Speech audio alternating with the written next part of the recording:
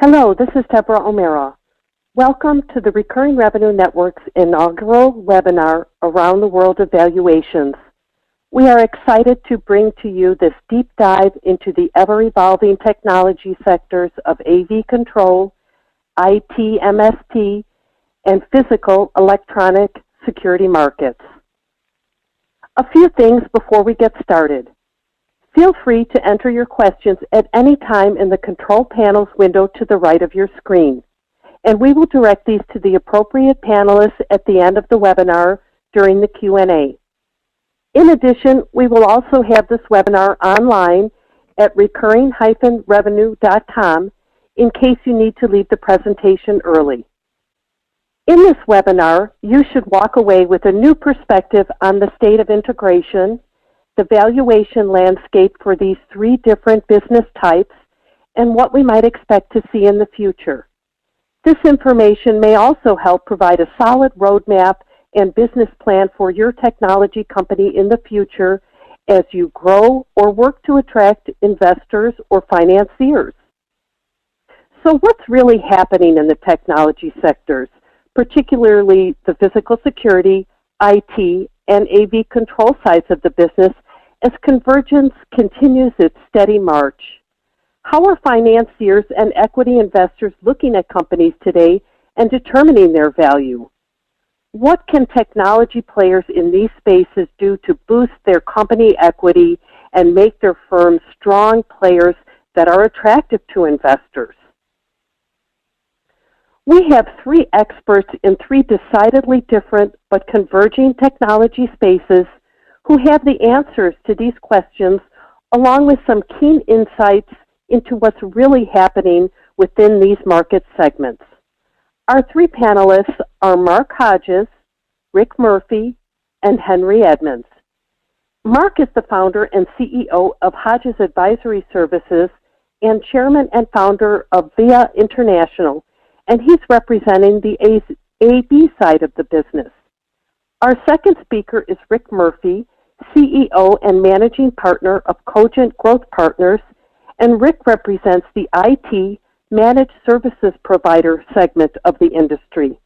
And finally, our third speaker, representing the physical or electronic side of the business, is Henry Edmonds, founder and president of the Edmonds Group. These panelists have direct experience in the marketplace and know what some of the trends in valuation are in these sectors today and what might be happening in the future. We'll start with Mark Hodges, who has direct experience in the AV control sides of the business and insights into some of the activity in the residential and particularly the SMB or light commercial side of the business. Mark? Good afternoon, everybody. This is Mark Hodges from VIA speaking. Thank you to the Recurring Revenue Network for the invitation. Myself and my two colleagues are going to attempt to cover each of our slide decks in 10 minutes each, which should provide a lot of time for Q&A at the conclusion of these slides. So if we can advance the slide, please. A quick background on myself is I advise founders and I've been a founder. And almost 3 years ago, I started working with founders of different AV or digital integrators. And in August of last year, we completed a 6-way merger with the leading AV integrators in the Western U.S. And that had all kinds of interesting discussions around how to value one another, what the valuations were today, and what the valuations would look like in the future. We can advance the next slide, please. And the opportunity that these AV integrators saw to become VIA was really to target the high end of the AV integrator business, not the mass market, but the luxury market where our clients typically have average 4 different residences. We can advance the slide, please. So just some information on VIA, at least around the luxury market. We're in approximately 8 states, over 350 employees, 15 primary locations, The revenue last year was $67 million with a 9% EBITDA, and this year will be in the $90 million to $100 million revenue, and somewhere between 10 and 15% EBITDA. And it's an employee-owned company. There's no outside investors. Next slide, please. To get a flavor for what an AV integrator does in terms of its business, I think it's important to think of two different dimensions. One is the life cycle of the services. So on the left-hand side, starting with consultation and design, all the way through implementation, and finally service contracts, aftercare, remote monitoring. That's kind of the virtuous cycle around this, around services for a company like VIA. And in terms of the solutions or solution categories that a high-end integrator would provide, that would represent custom home theaters, climate control, security, energy monitoring. And what's unique about some of the high-end integrators, and particularly VIA, is that we offer all those as a single prime contractor. You're not dealing with different vendors or subcontractors per category. Next slide, please. So one of the questions that the Recurring Revenue Network asked of me and my panelist colleagues was to just cover some market definitions. So in the AV world, there is a big difference between new home builds and existing homes or retrofits. There's a difference between the luxury market where VIA plays, the mass market where the 2-person to 8-person shops play, versus small, medium-sized enterprises or businesses, SMBs. And there's all kinds of players who are going after the AV marketplace. There's folks like VIA, who are the residential integrators. There's commercial AV integrators like SPI ADL. There's the big cable and telecom guys, big box retailers like Best Buy or the Geek Squad. There's IT services companies, systems integrators. There's, Google, Facebook, Microsoft, all wanting to play in the connected home and the residential market. Security firms certainly like ADT, and even electrical contractors. So there's many people who are trying to own the connected home, the smart home. And I've been around for a while, and back in the 80s, Intel thought they were going to own the home, IBM. And if you keep going through the decades, Intel, Novell, Apple, Lockheed Martin, IBM, and today it's just a different set of players, and no one has succeeded in owning the home yet. We can go to the next slide, please. So to give you a flavor for the residential integrator market, so we're excluding commercial and U.S. only, if you added up all of the channel players, integrators, electrical contractors, security firms, the industry association for residential integrators is called CEDIA, and this is their data. They say that there was $13 billion at the end of 2012. And of that, 8.7 billion represents integrators, so excluding electrical contractors and so on. And if you just look at that 8.7 billion, there's over 9,000 firms. Most of them are 1 to 5 employees. They have annual revenue of 600,000. Their average project size for an AV project is 32,000.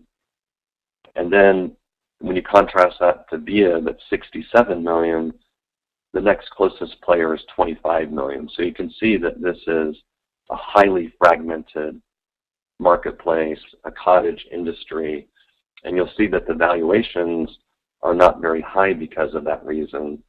And the slice of the market that VIA is targeting is really projects that are typically over $250,000, and we think that represents 25% of that $8.7 billion market. We can go to the next slide, please. So in terms of the market trends, this is the next to last slide, that VIA has seen in putting this merger together last year is that IT skills and networking skills are table stakes now. You have to have those folks and specialists on your team, including programmers. Not a new, but an evolving category that many smaller integrators don't do, but they'll need to do, is the whole motorized shading and lighting as a key category. It's as important as audio or video or home theater. There's the opportunity for AV integrators, if they emulate what we have seen in the IT services industry, to provide a managed service over a 2 or 3 year time frame and managing the Internet of Things. That's the IoT. There's so many devices now that have IP addresses: toasters, refrigerators, pet collars, home health, TVs, that the integrators that prove themselves to be professional and trusted are going to be asked to manage all of those devices for their clients. Aftercare or service contracts, that's something that's the norm in IT services, but is not the norm in the AV industry. And probably the last two I'd like to touch on is the integrated systems architecture, where you have control systems vendors like Crestron, AMX, Savant, that provide a very integrated experience across all those solution categories we talked about earlier.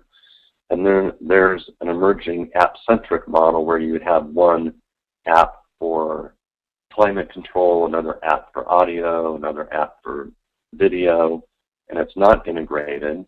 It doesn't work across multiple homes, but for the mass market, that's a very appropriate architecture. Avia provides both architectures, but most of its business is the integrated systems architecture. And finally, M&A activity, for better or for worse, VIA has kicked that off in the residential integration market. We have term sheets signed with additional integrators. There's other integrators that have come to us wanting to be bought, and it's very early days, but we're starting to see what the market prices and valuations look like.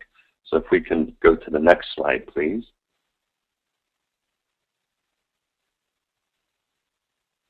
Excuse me, this is the next to last slide. So I think most of these are straightforward. The years in business, is it an integrator that's in Manhattan or is it in Kansas City? Where does the primary market, where do the wealthy clients have their secondary and third homes? How have they done since the recession? The mix of retrofit versus new homes. All these are valuation contributors. The recurring revenue, very important around service contracts and remote monitoring. When you sell a new home build, often it takes 2 or 3 years, so you do have contract backlog. There's valuation implications there. And for each integrator, they have long-standing relationships with architects, interior designers, and custom home builders. And those three are big lead referral sources for residential integrators. So if we go to the final slide for my section, please. To look at the multiples, because virtually all integrators are residential integrators are under $5 million, they don't have recurring revenue, they haven't been in business for more than 10 years. Almost the antithesis of that list of valuation parameters I talked about earlier. You don't see really high multiples on the revenue side of 1 times revenue or 1.5. It's much smaller than that. Depending on the revenue size of the integrator, and the EBITDA multiple is really a derivative of that. You do not see 8 to 10 times trailing 12 months valuations, and TTM stands for trailing 12 months. So I've kept my section to 10 minutes here. What I'd like to do is hand it over to the next panelist. Thank you. Thank you, Mark. Thank you, Mark. Appreciate it. Deborah? Yes, go ahead, Rick. Thank you very much. I'm Rick Murphy. I'd like to thank RRN for having us today. Good job, Mark, keeping that to 10 minutes. That's tough to do. I'm going to try to do the same thing. We're going to feed off of that. The industry that we serve is the IT services industry. And taking a lead from what Mark was just talking about, it's a different business. This is the IT services companies that Mark was referring to. The companies we work with are business to business. They're not business to consumer. So our customers, our clientele, aren't servicing homeowners. They are servicing small businesses, small and medium-sized businesses, some into the mid-market, and there's IT services companies that actually serve enterprise value and so forth. Today is really looking at something that's probably more near and dear to everybody's heart, which is you know, the IT services space in the small to mid-market. If you want to change slides, please. So what our company does, I'll be brief. We're a buy-side M&A company. We advise buyers on how to grow their business through acquisition in the IT services space. The next deal we do is going to be deal number 41 in just about 4 years. We're 4 years old actually next week. One of the reasons we're focused in this industry is it's a very fragmented space. There are thousands, tens of thousands of companies in the space, and they work all over the country. Every market has hundreds and hundreds of different companies that service this market. We believe it's a great market to pull together to help companies combine and grow to be more effective companies. Next slide, please. The main thing we come up with is how do you know an offer is fair? You've decided to buy companies. You've decided to perhaps sell. A lot of companies we talk to have decided neither. We represent clients who want to purchase companies, but they don't know how to go about it. They're not specialized in making acquisitions, and often when business owners get together, the very first thing they talk about is what's your EBITDA, and they start measuring EBITDA and talking about money before they really find out what the opportunity is. Next slide, please. The idea about valuation, which you just heard Mark talk about a little bit, and what I was just alluding to is the fact that most people talk about multiple, they talk about using a standard multiple, then they do a valuation. That's what everybody does, and that's the way to go about it. Next slide, please. But which multiple are you going to use? There's a lot of choices. There's a lot of different ways to look at a multiple, and how does that work? Next slide, please. Do you use a multiple of EBITDA? I'm assuming everybody on this call knows what EBITDA stands for. Do you do an adjusted EBITDA multiple? Do you do a multiple of your earnings, as Mark was alluding to a minute ago? Do you have a multiple of sales? Is it a multiple of your net asset value? Is it a multiple of your net present value of cash flow? A multiple of net worth? There's just so many choices. Next slide. There's really one question. How much is the buyer going to pay, and how do they decide how to pay that? Next slide. First of all, you got to talk about the assets. The customer relationships, the client quality is one of the big keys. In the IT services business, you're really only as good as your last service visit. A lot of people have client long-term contracts with cancellation clauses, the medium-term contracts, 3-year contracts, 1-year contracts. Some people don't believe in contracts. They say my customer relationship is the thing that I have going for me, and that's what I'm going to work with. But really, how does that relate back to the recurring revenue as a percentage of their top line, as a gross margin percentage? What's the nature of that recurring revenue? Is it really homegrown and based on labor and what's internal to the company, or is it really third-party hourly labor? The client contracts themselves, how cancelable are they, and so forth, means how sticky are they, which comes back to what Mark was talking to in terms of contract backlog. If the contracts are long-term and they have a pretty sticky cancellation policy, you would start valuing the backlog as part of your purchase price considerations. Looking at the professional services, most IT services companies provide various types of network relocation. They do all kinds of different things with projects and wiring and wiring in the facilities, all kinds of different stuff in terms of purchasing equipment and what have you.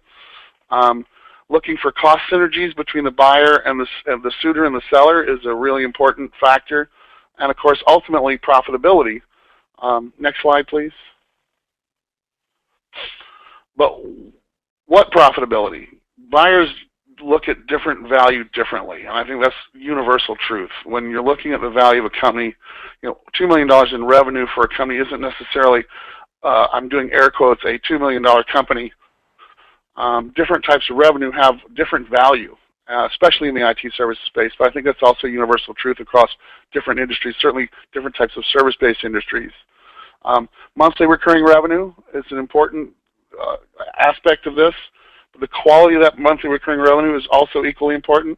Time and materials revenue, which is what T&M stands for, hardware, those don't all have the same gross margins. So when you look at valuing a business and trying to create a purchase price model and modeling the accretive value of a transaction, you're really taking a look at how those different revenue buckets generate gross margin and how that gross margin then filters down into the net cash of the company. Management and client relationships are also a key, especially in most acquisitions nowadays, at least in the IT services space. You're often bringing in talent. It's a great way to acquire talent. If you're a buyer, it's a great way to have a long-lived career if you're on the sell side with a bigger, more interesting company. So it's something to keep in mind. Debt is certainly an issue. If it's related to the trade, it's usually baked into the project and can be dealt with in the purchase price fairly simply. But if there's a big debt burden, I like to look at companies that we call they have top-line disease, and they usually are sometimes have a credit line addiction. Those people that have been using debt to run their company instead of running their company in a different way, that can sometimes be an issue that gets in the way of a purchase price conversation. And liabilities related to the trade are very most often acceptable. Next slide, please.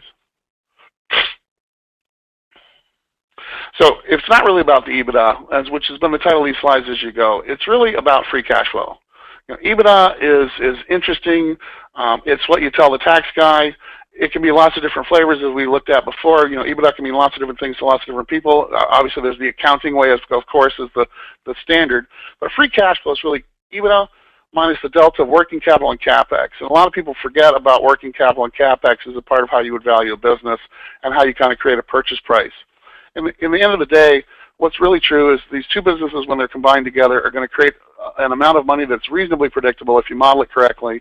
And of that amount of money, how much of that money are we going to have to give to the seller to make them happy and want to do a transaction that works for them? And how much are we going to have to keep to make it a business proposition that my buyer is going to want to do to make it worth their while over time? And free cash flows are a wonderful, relevant measurement to do that.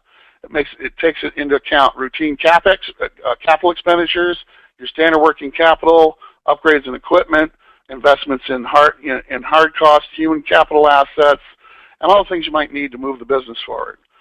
From that, you can sort of determine a true normalized EBITDA. And of course, margin and profitability matter when you're doing that. Next slide, please.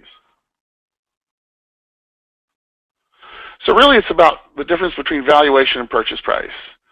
Purchase price isn't a valuation of the business. It's what somebody's willing to pay. Valuation is something you need for an investment. If you're for the IRS, you're doing a value appreciation plan for your employees.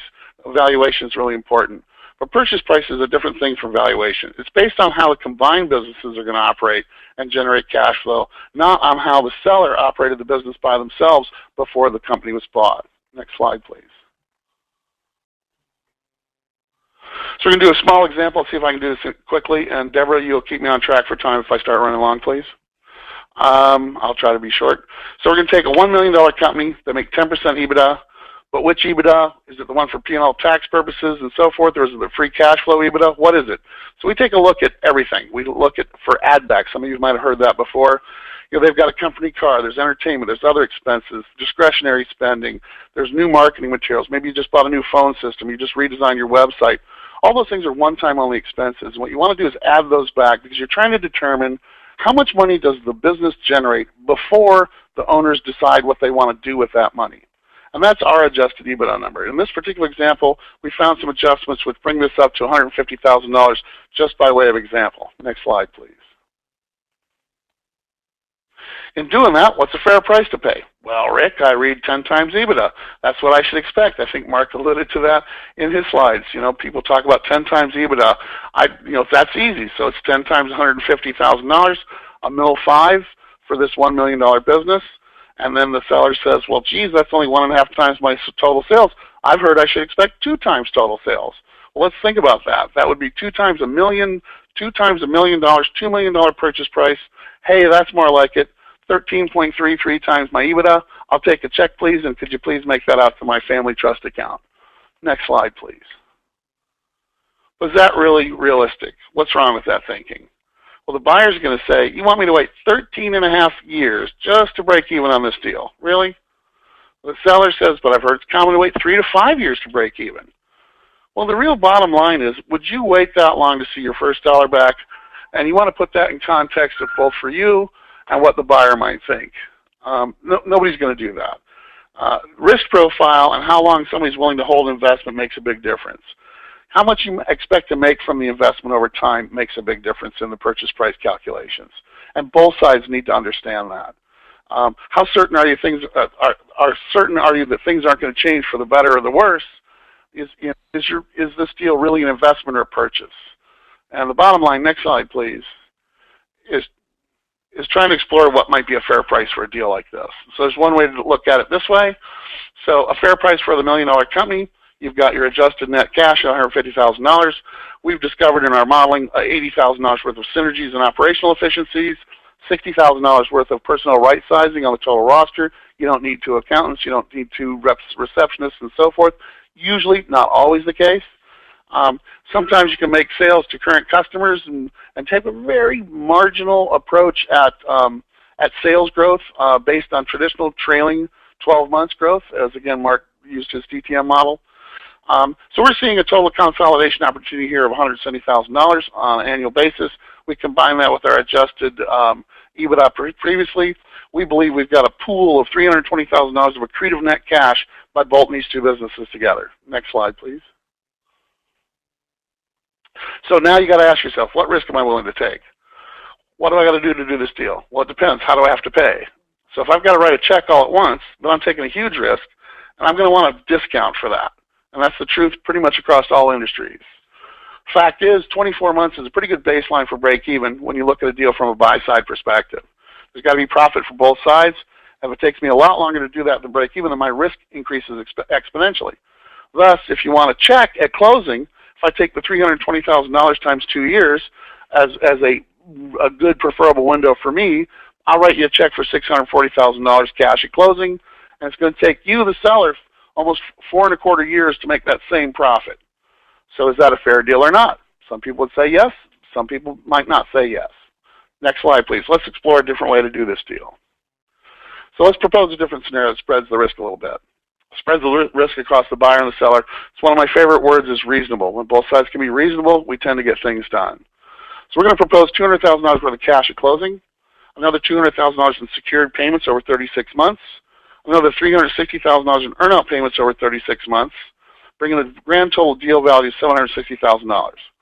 It would take the seller 5 years to make that same dollar from the profits that he makes. Remember, he only makes $100,000 a year.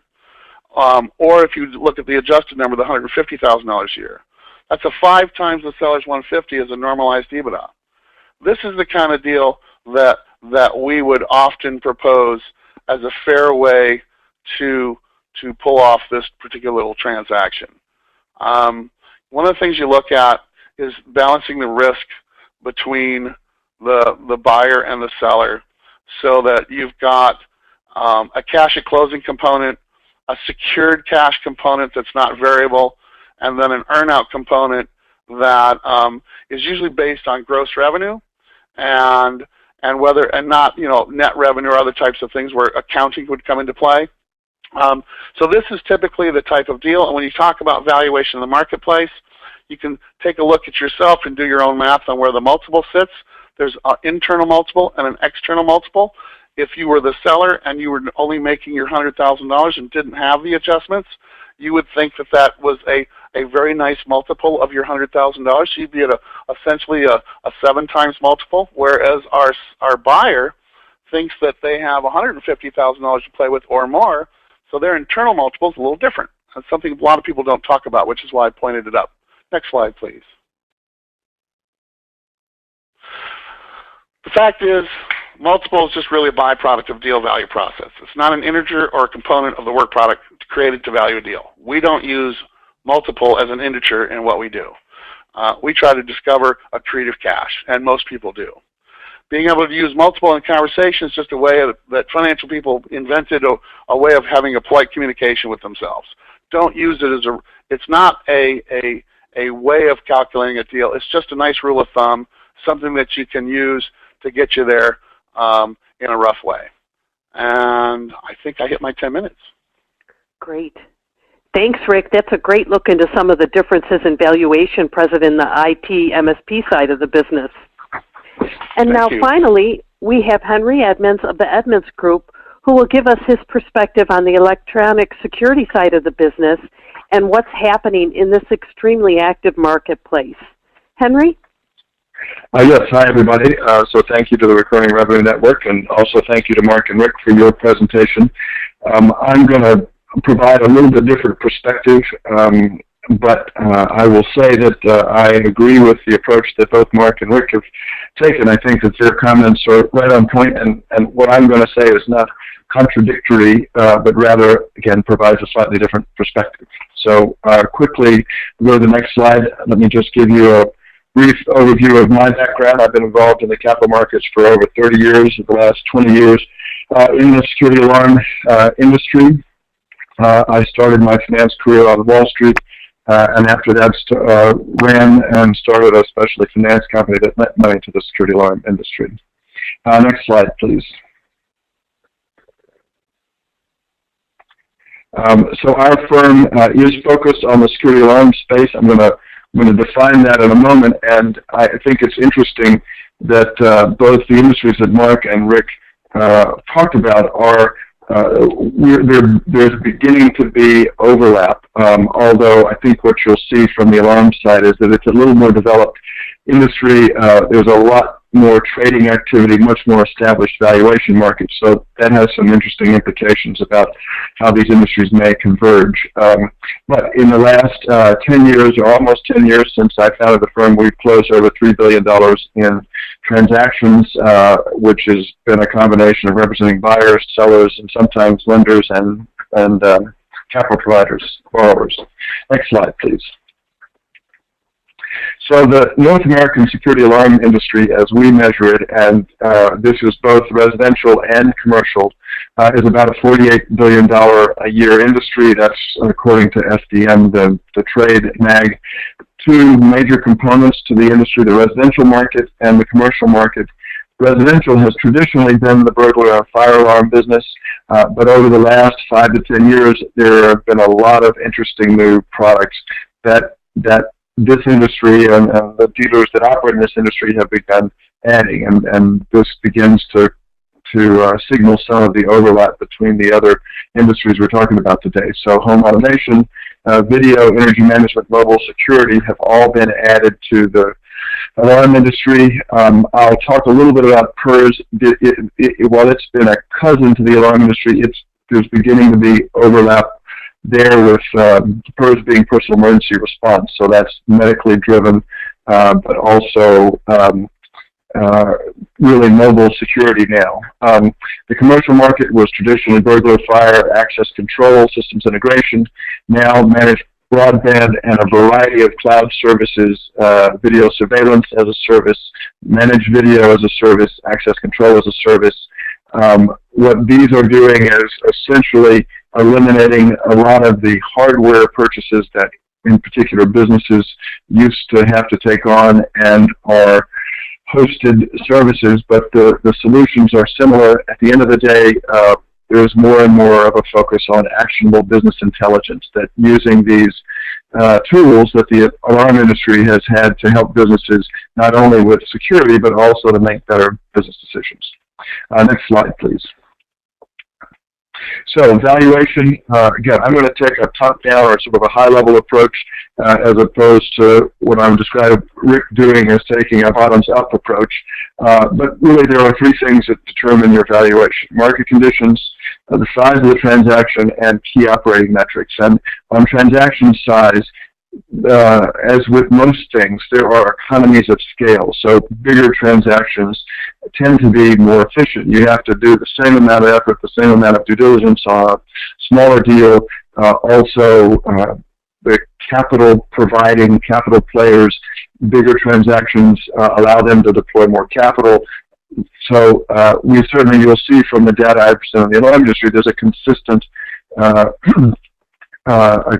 consistent pattern that larger deals tend to trade at higher valuations. Now, of course, as the last point, the metrics matter a lot. So a large, poorly run company may not necessarily trade at the same kind of valuation as a smaller, well-run company. Next slide, please. So I would argue this is certainly true for the alarm industry, and I would argue that it's true for all recurring revenue businesses, that you can really categorize your metrics into 4 different key categories. And these categories and how you perform these categories capture a lot of the points that Mark was making, things like geography, quality of management, relationships. All those things tend to come out in the wash when you look at the 4 key metrics. Margin on existing customers, attrition rate, how quickly you lose those customers or how long you keep them, growth rate, how fast is the company growing, and creation cost, how quickly, what is the cost of adding a new customer. And here we're really focused on recurring revenue businesses, and a quality of those recurring revenue businesses is you typically make an investment in the customer in return for a long-term, higher margin cash flow stream. So these metrics apply a little bit less if you're, or they apply less if you are in more of the contractor mode, where you are just making money on your services.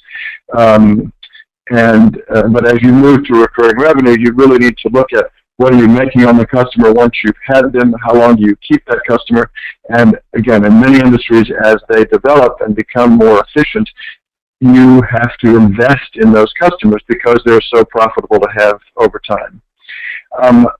So these metrics, when they are worked together, are really giving you an indication of what kind of cash flow you can expect over time. So as a nod back to Rick's presentation, this really is, at the end of the day, it's always about cash flow. But when you've got a model where you're investing in customers, you need to be able to discreetly look at the investment versus the revenue that you're making from the customers.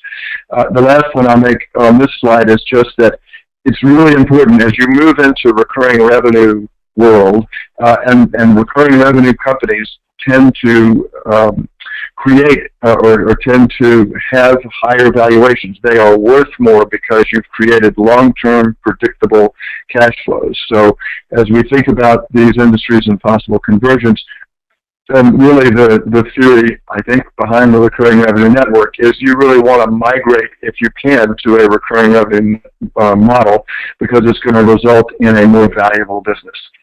So you've got to keep good data. If you're going to convince somebody that you're really in a recurring revenue business, you've got to be able to tell people what attrition is. You've got to be able to track these metrics. Next slide, please. So just a quick flash. These are average metrics for the alarm industry. And again, the alarm industry is now expanding, as I mentioned, adding new products, but these still generally apply. And also the pros business is interesting to look at because you end up actually in a situation where you have similar valuations, but the metrics are quite different. And so back to my earlier point, really is the interplay of these metrics. This gives you an idea, on average, what these companies look like. So the margins are very attractive. You're making a lot of money once you have a customer, but it was expensive. You had to invest 25 times on a net basis. Gross creation cost just adds an overhead allocation. So if you're allocating part of your business overhead to your creation activity. So really you're looking at, on the alarm side, that you're investing several years worth of the recurring revenue in acquiring a new customer. But if you can keep that customer at a 12% attrition rate, you keep that customer for about 7 years. So if you do the math, I can invest 2 years with 2 years of revenue, with my margins, with a cost of capital. It may take me 3 to 4 years to break even on that customer, but if I can reliably keep that customer for 7 years, then at the end of the day, that's an attractive value proposition. Pros industry gets the same kind of dynamic, but gets there a little bit differently. Because the attrition or the churn is much higher, your creation cost must be quite a bit lower to make that kind of dynamic work. Next slide, please. So the difference between the two segments that Mark and Rick talked about in the alarm industry is it's an industry where there have been lots of transactions, and there have been transactions that we've been tracking for many years. So we have probably 20 years worth of data. I would say that there are at least 100, if not ignoring small customer purchases, there are hundreds of transactions that happen every year. So we've got lots of data that looks at how those transactions played out. Now, to support Rick's point of view, it's not the recurring revenue multiple is not what drives valuation. But if you've got a company with average metrics, industry average metrics, then you're going to end up with an average multiple. And the other reason that multiples are helpful to look at in the alarm industry is even though they don't drive valuation, because there are a number of large buyers and lots of small companies. Again, still today, we would argue that there are between 10 and 15,000 alarm companies. But because it's an efficient market, and because it's a recurring revenue market, companies tend not to trade, smaller companies or mid-sized companies don't trade on a multiple of their own cash flow. They trade on a multiple of what an efficient buyer is going to get in cash flow from that existing customer, that selling company's base. So it's a very interesting distinction. Again, to say that again, they're not trading at a multiple of their own cash flow. In Rick's example, so it's really like the synergies he was talking about, except the market is quite efficient, and there are multiple buyers, and so the recurring revenue is a common denominator. So if I've got 100,000 in recurring revenue, when somebody buys my business, they're going to have bought 100,000 in revenue, but their cash flow off of that base could be quite different. So anyway, this slide illustrates, and we're staying high level, but this illustrates that these companies, depending on the size, and as I mentioned earlier, the larger the transaction, there are more synergies. Oftentimes there are more synergies, and the metrics do tend to improve operationally as the companies get bigger. So you see that these companies have been trading between 3 and 3.5 times annual revenue, or 34 to 42 times monthly recurring revenue. Now these are just averages, so if you'll flip to the next slide, please. So what this slide shows is, if you remember at the beginning, I said that there are three things that determine valuation. One is market conditions, and one is the metrics, the third is size. So as you can see, for any particular size transaction, there's a big range here that in some years they have traded at much higher multiples than others. That is largely a result of different market conditions. When the capital markets are very favorable, when there is plenty of debt available at good terms, that drives up valuations, and the reverse drives down valuations. But also, this largest category, the over 500,000 in RMR, bigger range here because these companies, there tend to be fewer data points. There's more of if there were 3 or 4 deals done in a particular year and one was a distressed deal, that's going to drive down that average. So that far right bar really illustrates the fact that there is more variability when you have a smaller number of transactions. Next slide, please.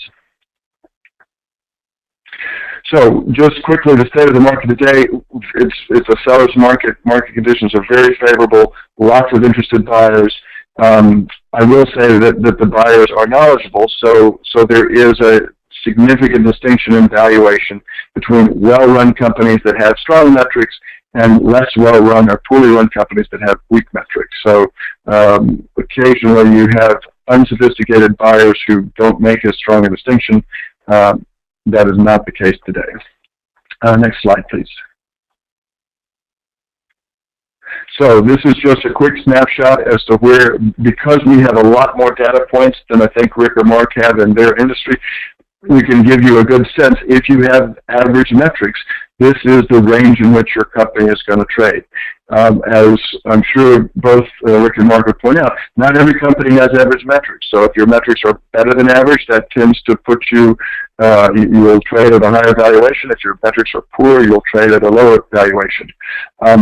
I make the point, the last bullet here, that the real truth of the matter is the larger efficient companies are actually trading at a multiple of their own steady-state cash flow, back to Rick's point. And they tend to trade at 10 to 13 times steady-state cash flow. That's higher for a recurring revenue business than you would find in other businesses because of the predictability of the cash flows and because of the fact that since banks understand predictable cash flows, then there tends to be more leverage available for proven recurring revenue businesses. Next slide, please. So I think this is my last slide. Just quickly, there's some very significant developments that have happened in this industry today that have implications. Our other panelists touched on it. But as of today, 7 of the top 10 cable companies and 5 of the top 10 phone companies are now in the alarm industry or in the home automation industry in some fashion, and this is a relatively new development. These companies have really only gotten into the industry in a meaningful way in the last couple of years, maybe even the last year. They have billions of dollars in advertising budgets compared to ADT, the largest player in the alarm industry, the largest pure alarm player that only spends several $100 million in advertising. So these guys have a big potential to significantly change what's happening. They also have plenty of baggage that these cable and phone companies are consistently among the most hated companies in America for poor service and other challenges. So people in the industry now are not necessarily viewing this as an adverse development, but perhaps as a way of expanding the market, and they can still differentiate themselves on service. Google's acquisition of Nest. Nest makes smart smoke detectors and thermostats. Fascinating transaction. A lot of discussion about what it really means. I would suggest that I think Google is in the data collection business and in predicting people's habits and selling advertising, so that they are unlikely to really want to be in the security business, but time will tell. I think that's my last slide, but if you'll flip one more, maybe I'll be surprised. Nope, that's it. Great. Thanks, Henry. Those are fantastic insights and a look at the current electronic security market. So now we're going to move on to our Q&A. And if you haven't already, feel free to enter questions into the control panel at the right of your screen. Our first question is for Henry. Henry, are we finally getting to the point where more traditional banks are understanding RMR models, technology solution providers in their business? And how can individual companies help educate this particular area of the banking marketplace? So it's a very good question. And yes, I think particularly on the alarm industry side, in the last number of years, there have been a number of specialty lenders that really understood the business, but that number has expanded significantly. So there are a lot more lenders, there's a lot more capital flow. I think two things that are important. If you are in one of the other segments that we talked about today, part of what has really helped the banking industry get very comfortable with the alarm industry is there are now a number of publicly traded companies that they can actually look at and understand the metrics. And also there's this very robust secondary market for accounts so that these lenders can see that there's trading activity and they can see the value that the customers, the accounts, the companies are trading at. So what I would say, if you're in the alarm business, then the good news is already here. If you're not in the alarm business, the more that you can describe your business in terms of these 4 metrics that I've talked about, and then you can use the alarm industry as a comparable to suggest that my business is like this.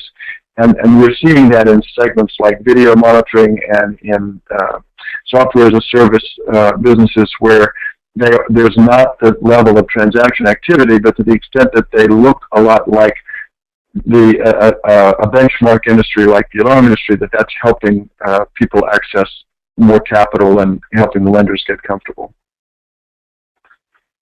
Great, thank you.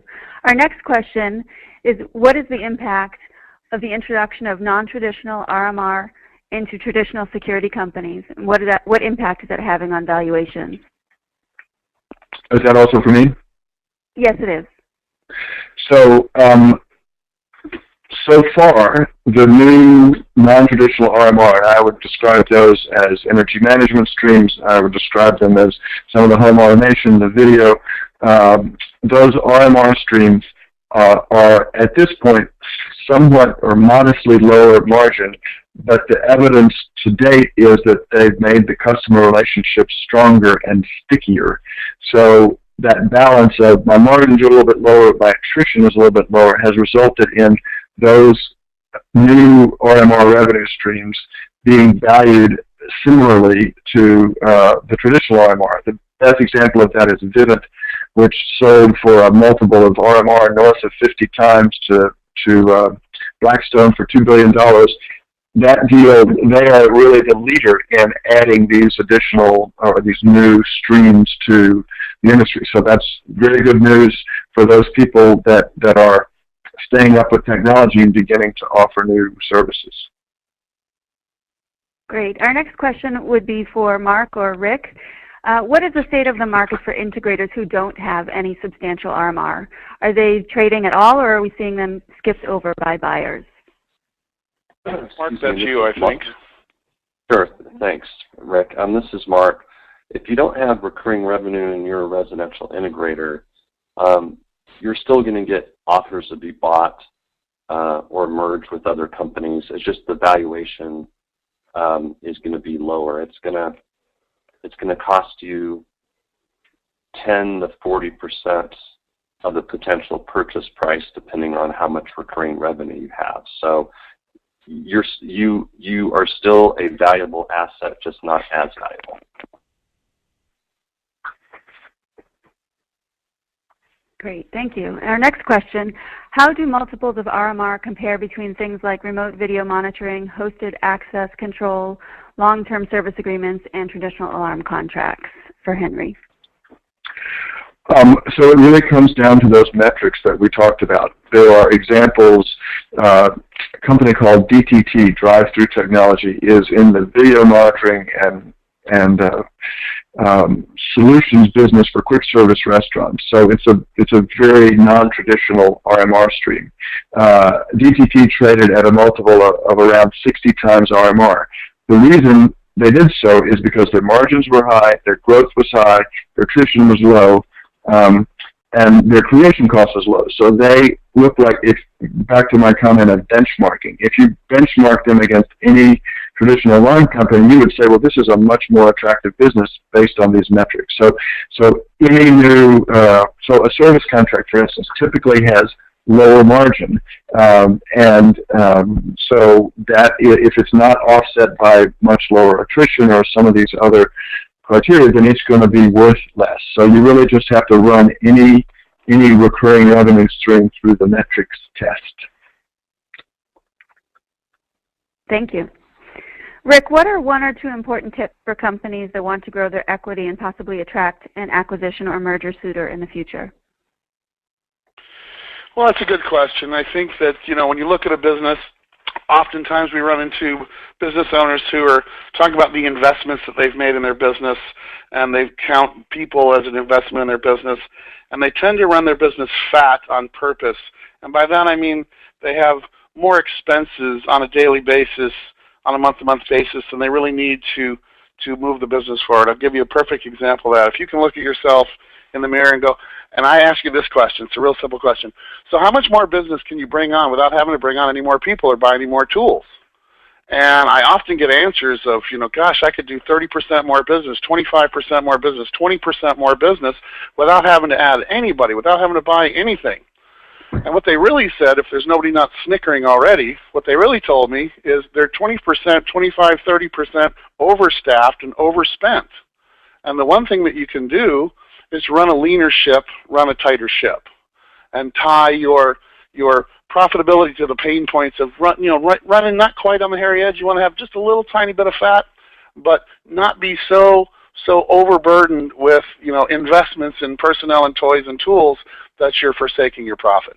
And that shows that you run a tight ship and you run a good business. You've got your hand on your numbers, and that allows you to then benefit better because your net cash is more easily demonstrable. I could go on that one for an hour, but our next question is, what is a typical broker fee percentage for a seller of a smaller, less than 20,000 RMR company? Guys, you want me to take that one? Sure. You can take it. Well, I mean, we're a buy-side company, so we're not a sell-side broker. From a buy-side perspective, we get paid by the buyer, and we get what's called a modified Lehman.